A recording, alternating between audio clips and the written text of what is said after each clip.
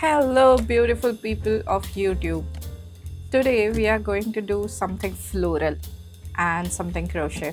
So I have this yellow and brown yarn today, and I have this crochet needle kit. This is actually a Tunisian hook set, and it is also interchangeable. I'll show you what that means. So if I take this out, this comes with wires like this. We can actually put this at the end of these needles and use them as circular needles for Tunisian crochet. If you do not know what that means, comment down below. We will definitely do a tutorial on Tunisian crochet next time. But for today, we are going to do simple crochet but with this one of the needles with this kit. So let me put this all away. So today of this we are going to pick this needle. This is a 4 mm needle which is a Tunisian crochet needle. So one end is crochet and the other end is extendable to any other hook, which may be crochet or knitting or whatever you might want to do. So let's use this needle and keep the rest away and secure. So with this needle, what we are going to make are very beautiful sunflowers. So let's start with this yellow color here. First we'll do a magic ring and we'll start crocheting. We'll make a chain 4.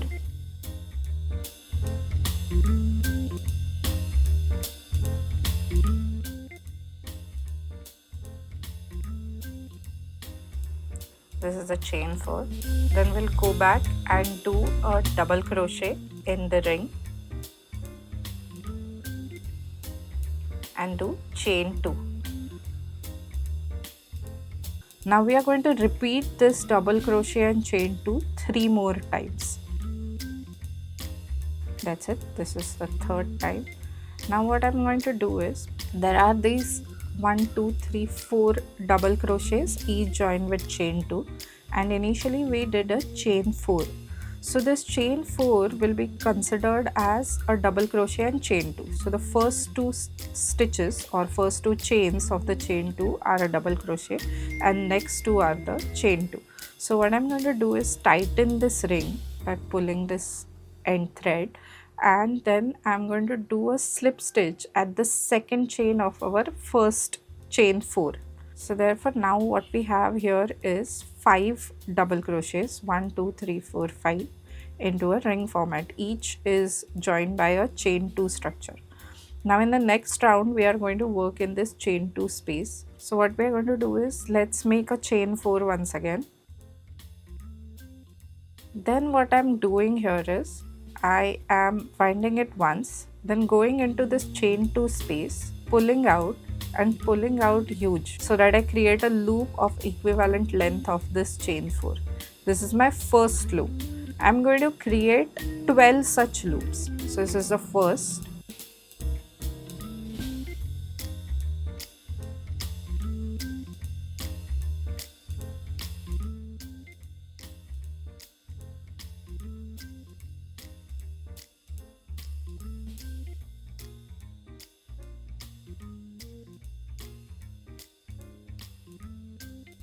So these are the 12 loops that I have, and I'm pulling it upwards so that the length of the loop is same.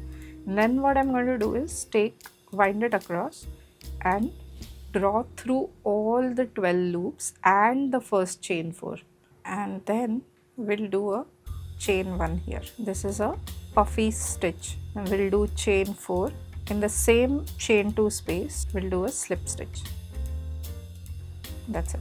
This is our first petal. We have 4 more to go, so 5 total spaces. So this is the first petal. We'll do 4 more in a very similar way. So we'll start with a chain 4, then we'll do 12 loops inside this next chain 2 space.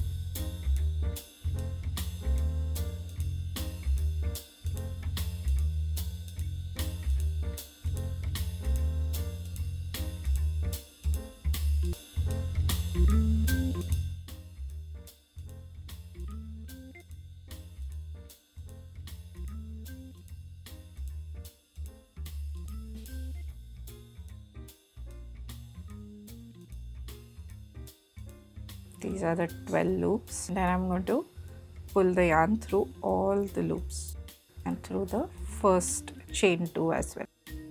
Once again we'll do chain 4 here, and in the same chain 2 space we'll do a slip stitch.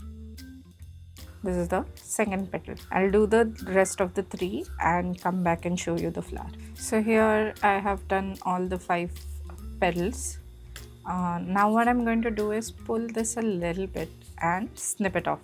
So I'm going to use my pony scissors for it.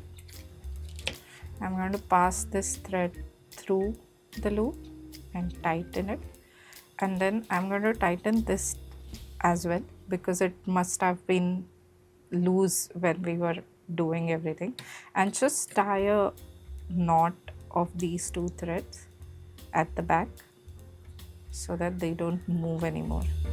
So here's the finished flower, and as I said, so this is currently a yellow flower. We have to make the brown part which will go in the center.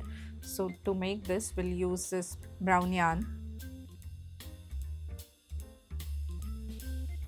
and we'll first do a magic ring, and as done before we'll do a chain, but we'll do a chain of 3 this time. Instead of 4, we'll do a chain 3. So first one was my base stitch, and then I did chain 3.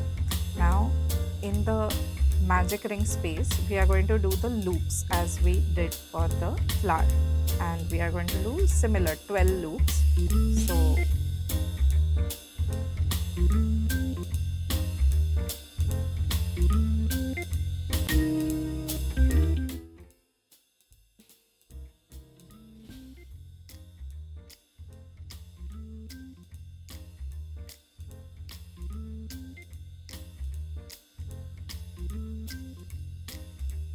that's the 12th. Then once again we will take the yarn and pull through all the loops at once. We have pulled the yarn through all of the loops, and then we are pulling it through the first stitch as well and doing a chain 1 here. Then once again we will do chain 3 and put it in the same magic ring and do a slip stitch. We have closed the ring, and we'll also snip this thread off, pass it through this. So this is the central part. Now I'll take the flower, get the central part at its place, and take these 2 yarns downwards through different loops so I can tie a knot and secure this. So this is our flower ready. We can snip off the excess yarn. So this is our first flower. I'm going to make quite a few like these to finish our project. I'm going to make a few more. Alright, and I'll be back when I have about 14 or 15 of these flowers, and we'll do something really interesting after that. So let's get this mirror out of the packet. It's a simple sticky mirror. This is the back side and this will be the mirror. What we are going to do is we are going to place each flower along the side, and to do this I'm going to use a hot glue gun, and I'm going to stick the flowers along each of the border. So here I have this hot glue gun. I can place a dot here or on the flower itself. Just keep it like so.